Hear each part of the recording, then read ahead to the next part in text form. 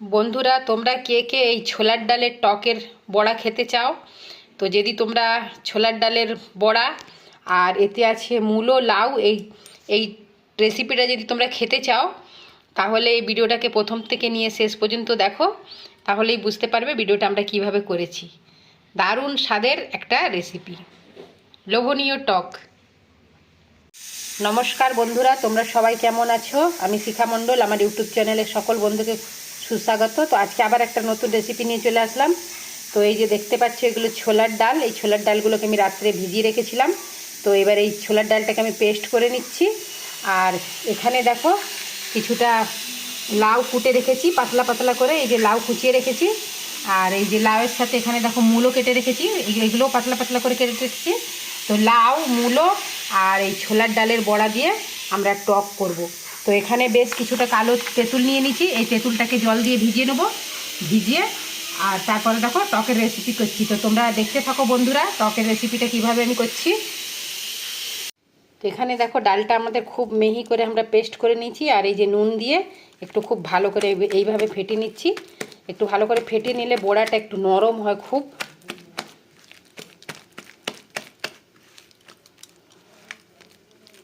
এবার আমরা টকের জন্য ছোট ছোট করে বড়া তৈরি করব।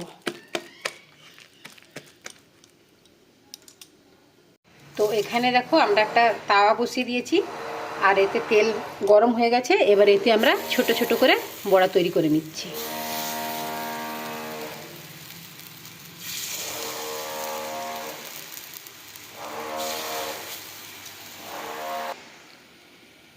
তো এখানে দেখো সব বড়াগুলো আমরা দিয়ে দিয়েছি। এবার বড়াগুলোকে একে একে করে উল্টে দিই।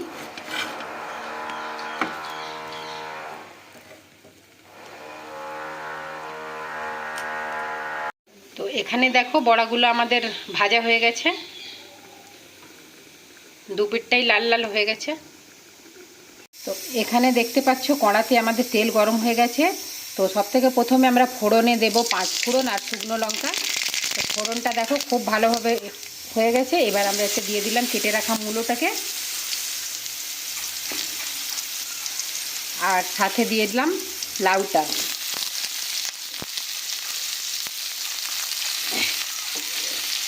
এই মূলো আর লাউটাকে একটু খুব ভালো করে আমরা ভাজা করে নেব। মাছের টকেতে, এই মাছের টকেতে একটু বেশ চিংড়ি মাছ হবে, মোরলা মাছ হবে, খেতে কিন্তু খুব ভালো টেস্টি লাগে। কিন্তু আজকে আমি মাছ ছাড়াই এই টকটা করছি, যেহেতু আমরা আজকে বড়া দিয়ে বানাবো, সেই কারণে আমরা দিয়ে মাছ দিচ্ছি না।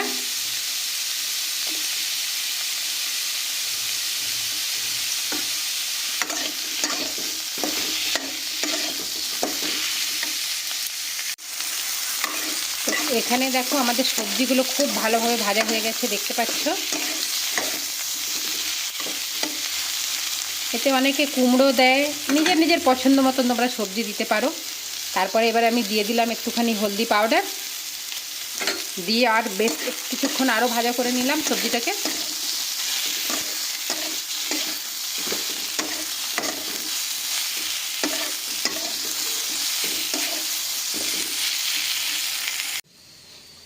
তো এখানে দেখো ভিজিয়ে রাখা তেঁতুলটাকে আমরা খুব ভালো করে হাতে করে করে এইভাবে কচলে নিচ্ছি। আর এই যে পুরো শাঁসটাকে আমরা বের করে নিচ্ছি এর থেকে। তো এখানে দেখো এই যে তেঁতুলটাকে আমরা বের করেছি, এই তেঁতুলটা এর মধ্যে দিয়ে দিলাম, দিয়ে আর বেশ কিছুটা জল দিয়ে এই লাউ আর মূলোটাকে আমরা সিদ্ধ করে নেব।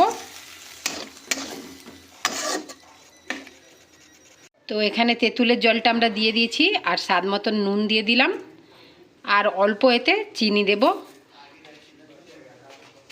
তো চিনিটা আমরা এখন দেবো না, একটু পরে এই সবজিগুলো সিদ্ধ হয়ে গেলে তারপরে দেব। তো ততক্ষণ চলো ঢাকা দিয়ে রাখি, সিদ্ধ হলে আবার আসছি। তো এখানে দেখো আমাদের মূলো আর লাউ খুব ভালোভাবে সিদ্ধ হয়ে গেছে। এই যে দেখো, এই যে দেখতে পাচ্ছ মূলোটা আর লাউটা সিদ্ধ হয়ে গেছে ভালোভাবে। এতে আমরা দিয়ে দিচ্ছি 1 চামচ চিনি। চিনিটা একটু দিলে টক মিষ্টি লাগে, কিন্তু টকটা খেতে খুব ভালো লাগে।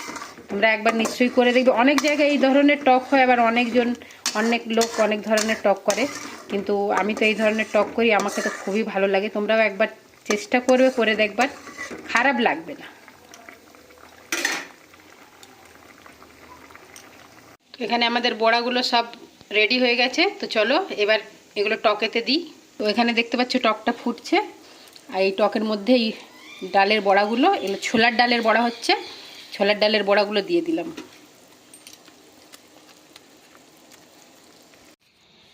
তো ফাইনালি এখানে দেখতে পাচ্ছ খুব লোভনীয় একদম বড়ার টক আমাদের রেডি হয়ে গেছে। দেখো দেখেই লোভ লাগছে। তোমাদেরকে কাকে কাকে দেখে লোভ লাগছে একটুখানি কমেন্ট করে বলবে বন্ধুরা। দেখো দারুণ হয়েছে কিন্তু। এই বড়াগুলো তেঁতুলের মধ্যে ভিজানো হয়েছে, দারুণ। এই যে দেখো মূলোগুলো সিদ্ধ হয়ে গেছে, সব সিদ্ধ হয়ে গেছে। আর এই টকটা কিন্তু খেতে খুব ভালো লাগে। এতে যদি তোমরা মাছ দিয়ে করো না, তেঁতুল দিয়ে আর মাছ দিয়ে আরও সুন্দর লাগে খেতে। তো বন্ধুরা তোমাদেরকে যদি আমাদের ভিডিওটা ভালো লাগে তাহলে পাশে থেকো। যারা যারা নতুন আছো আমার চ্যানেলটাকে সাবস্ক্রাইব করে লাইক করে পাশে থেকো বন্ধুরা। সবাই ভালো থাকো, সুস্থ থাকো।